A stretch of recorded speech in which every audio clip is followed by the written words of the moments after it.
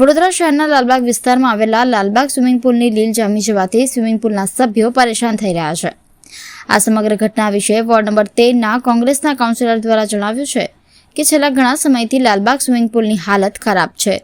Vacation દરમિયાન બાળકો અને તેમની સાથે આવનારા પરિવારના સભ્યો આવા ખરાબ સ્વિમિંગ પુલના પાણીમાં તરતા હોય ત્યારે જામી ગયેલ લીલથી એમના શરીરની ચામડીના રોગો તથા લીલ જામી જવાથી લપસીને પડી જાય અને ઈજાગ્રસ્ત થાય તેની જવાબદારી કોણ લેશે? આટલું બધું પાણી ખરાબ થઈને એને ફરીથી નવેસરથી પાણી સ્વિમિંગ પુલની અંદર ભરવામાં આવે તેનું નુકસાન આ સમગ્ર વ્યવસ્થાના ભાગરૂપે વડોદરા મહાનગરપાલિકાના અધિકારી અને ટુરિસ્ટ ઓફિસરને જાણ કરવામાં આવી હતી અને વહેલામાં વહેલા લાલબાગ સ્વિમિંગ પુલ ચોખ્ખું થાય અને વેકેશનની અંદર બાળકો ફરીથી મજા માણી શકે તેવી માંગણી કરવામાં આવી હતી। લાલબાગ સ્વિમિંગ પુલમાં સાંજે કોર્પોરેશન દ્વારા વિતરણ કરાતું પાણી ડહોળું આવ્યું હતું, જેથી સ્વિમિંગ પુલમાં ડહોળું પાણી ભરાતા વિઝિબિલિટી બંધ થઈ ગઈ હતી। પરિણામે સાંજની બેચીસ બંધ કરી દેવાઈ હતી। જ્યાં સુધી સ્વિમિંગ પુલના પાણીનું ફિલ્ટરેશન નહીં થાય ત્યાં સુધી લાલબાગ સ્વિમિંગ પુલ બંધ રહેશે। ટુરિસ્ટ ઓફિસર દ્વારા જણાવ્યું હતું કે પાણીનું ટ્રીટમેન્ટ ચાલુ કર્યું છે, જે કાર્યવાહી પૂર્ણ થતાં સ્વિમિંગ પુલ રાબેતા મુજબ ચાલુ થઈ જશે। લાલબાગ સ્વિમિંગ પુલમાં તમે જોઈ શકો કે એકદમ ગંદી હાલતમાં છે, લીલ જામી ગઈ છે, ગંદુ પાણી થઈ ગયું છે અને વડોદરા શહેરમાં 4 સ્વિમિંગ પુલ છે, એમાંથી 3 તો બંધ હતા અને કારેલી બાગનો હમણાં 10 દિવસ પહેલાં શરૂ કરવામાં આવ્યું છે। જ્યારે વડોદરા શહેરમાં આપણને ખબર હોય ઉનાળાનું વેકેશન હોય તો વડોદરા શહેરના નાના બાળકો હોય, સ્કૂલને વેકેશન પડતું હોય તો તમામ લોકો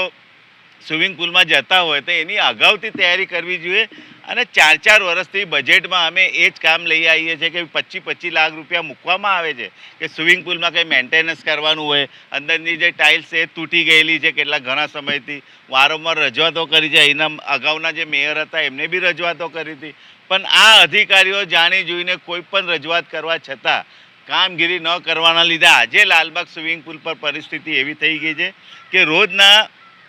400 થી 500 લોકો આવતા હોય છે ને આવું લીલવાળું પાણી પીવાઈ જાય, લોકોને સ્કિનના રોગ થઈ જાય, એ તમામ જવાબદારી કોર્પોરેશનની હોય ને આટલો બધો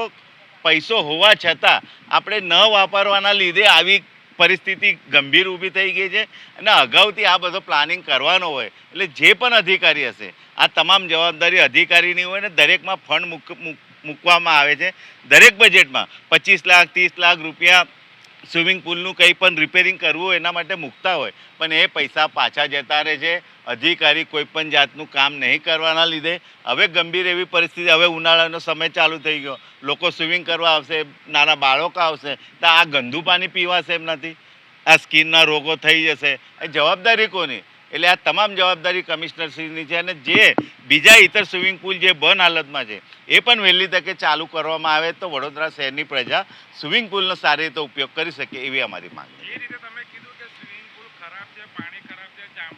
મેં એ જ કહેવા માગું છું કે વેકેશનમાં નાના બાળકો હોય કે સિનિયર સિટીઝન હોય એમને એવું કે હવે વેકેશન પડ્યું છે બાળકોને તો સ્વિમિંગ પુલમાં આપણે લઈ જઈએ, થોડા આનંદ માનીએ, થોડા શીખવામાં આવતા હોય, પણ તમે આવી પરિસ્થિતિમાં એ શીખવા આવે, પૈસા ભરીને આવતા હોય અને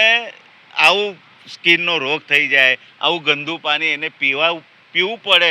જબરદસ્તીથી ને આ અધિકારીના ભૂલના લીધે અને દરેક બજેટમાં 25 લાખ 30 લાખ રૂપિયા આપણે સ્વિમિંગ પુલ માટે મૂકતા હોય કે એને રિપેર કરો, અંદરની ટાઇલ્સ તમે જો બધી તૂટી ગયેલી છે